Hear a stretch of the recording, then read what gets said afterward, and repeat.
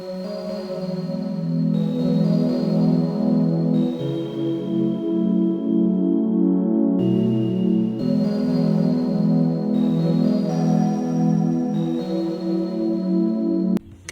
بخمين قطاطرو قني يسمعكم دو ويدما بقن ازدقوا عصباتك اقاطيمهم ريفلطو مچم اب نايت مكرو هيوتكم حدي قاطمكم نبريو فصيمو زي قاطمكم انت خوينو حماق سمعي سلا زي تسمعكم زي راخومن ازيهم عدلنياتات يقوم سبات بهرفان استعبلله قدوس قني قونو معزاب نبعلنا ون اتسمعيت كسمعنا تخيلو نايز عود تمرامرتي سناي ነገር مخانيم زغلصو اسكي نتا اونتاو قني كم صبق وسيدنا ابالتاو قن زلو طنقي زفطرو صعبينن اب مقططار خغبر زلو ميلان كنتاكور بمجمريا قني انتاي مالت مخانو حصيرنا كنري قني حددس زيبل السلام زيهب رفتا زخل سنفنا فرحي كاب صبق مرأين مسمعن زفطر حماق عينت سمعيتيو إذا سمعي زي خا صبات نحنا كنرخبو كنوننو كنمسلو زي كالنا كبصحن كلو سمعنا سمعيتيو بفلاي دما اب كبابينا زركبو انت خوينم اتحماق سمعيت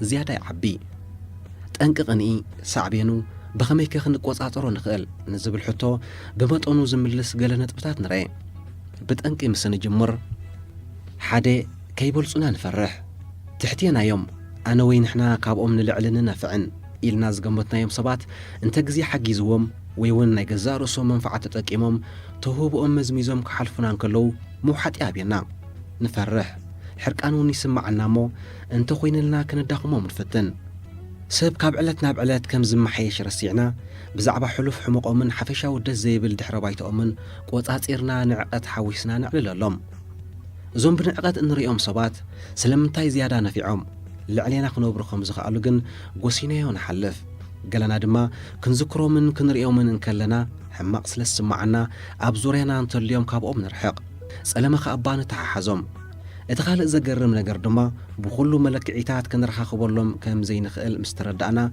كنقبلهم نقداد كيف تناون ندنقوم كلته تحت نفسه قمت ابزورينا زركوب صبات طعيمهم انترينايوم كنيسو معنا بحركوتكم انت هابتيمم ويهوبنت انت رخيبهم بمنفعتهم طبايم صفاتهم صباقيهم سبات كزاربلهم انت جميرهم نعنا ندحري تنطينهم زغزغسو زلو خويني سمعنا مو نفرح اذا تحط نفسه قمتنا صقم يفطرلنا اوا نبزح صبات نصعراماتن اب محبراوي هوت عوتاتن زخونو صباتينا ندنقنا خبرن شعو اتم وحدات كن يسمعنا منفعتهم صباقيهم نهلاوينا زفتاتن ندحريت اتريفو زي تسمعتن زي ترأيتن كين خونيو اتا اقول طرطاري كم زي نقدس تحاسيبنا عدو بخين فقنايو اتا فرحي انت خونا تحتينا انت زي تخايلو دما معرنا كخونو نداليوم كم زي ابيلو صرا معبال الزق على السمعيت كم زي اليوم كيلاتات اذا عود زقلصون سلسته من عاق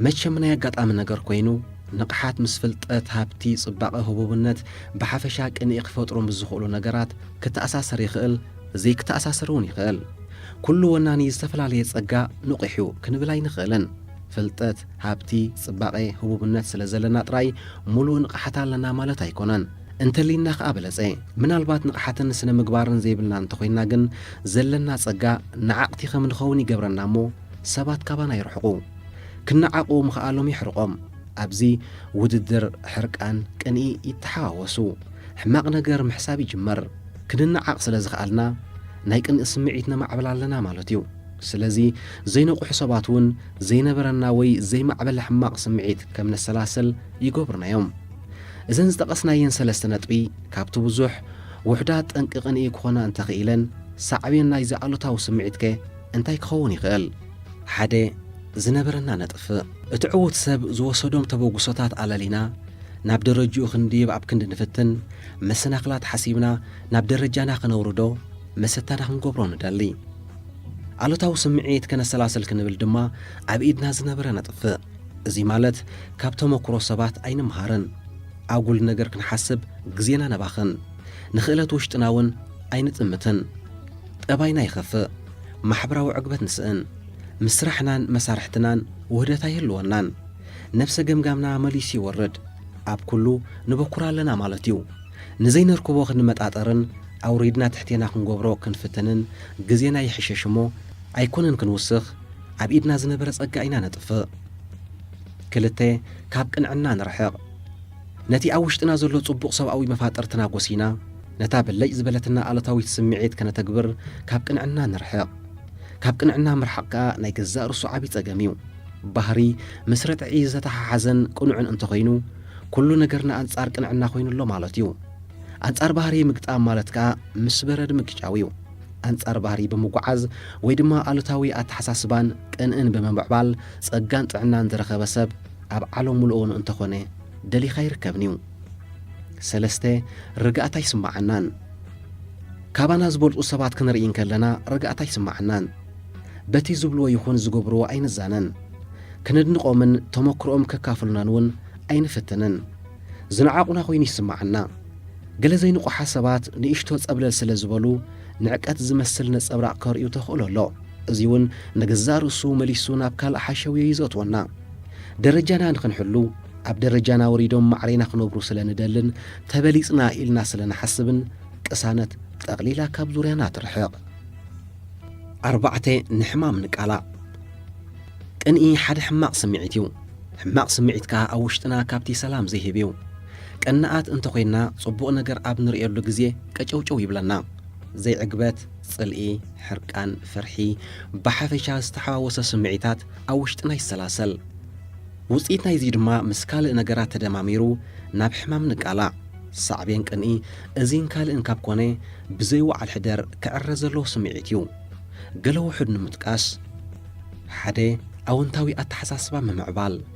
ብባህርና ቀናኣት እንተኾይንና ባህሪ ክንቅይር ክንግደድ እዩ ዘለና። ምናልባት ሰኣን ንቕሓት እንተኾይኑ ግን ካብዚ ሕማም ብቐረባ ክንገላገል ኣይንሽገርን። ብመጀመርያ ሰባት ዓቕምና ተመሳሳሊ ዘይምዃኑ ምእማን። ከም ካልኣይ ሓደ ነገር ኣብቲ ሓደ ዘየለ ኣብቲ ካልእ ክህሉ ከም ዝኽእል ምርዳእ። ካብቲ ዘቕንኣና ዘሎ ጽቡቕ ነገር ብተዘዋዋሪ ጠቓሚና ምዃኑ ምእማን። ነፍሲ ወከፍና ብዙሕ መሳጢ ጸጋ እዩ ዘለና። ብዓብዪኡ ብማዕረ ክንነብር እውን ኣይተፈጠርናን። ኣብ ሓደ ነጥቢ ጥራይ መወዳድርቲ እውን ኣይኮንናን። ኣብ ውድድር ጉያ ነዊሕን ሓጺርን ኣሎ። እቲ ኣብ ነዊሕ ኪሎ ሜትር ንመወዳድርቱ ድሕሪታ ትሪፉ ክዕወዝ ዝኽእል ኣትለት ኣብ ሓጺር ርሕቐት ግን ብኻልኦት ክሰዓር ይኽእል እዩ። ብሓፈሻ ትዕድልቲ ሚዛናዊ እዩ። እዚ ማለት ኣባና ዘሎ ብልጫ ኣብ ካልኦት የለን፣ ኣብ ካልኦት ዘሎ ድማ ኣባና የለን።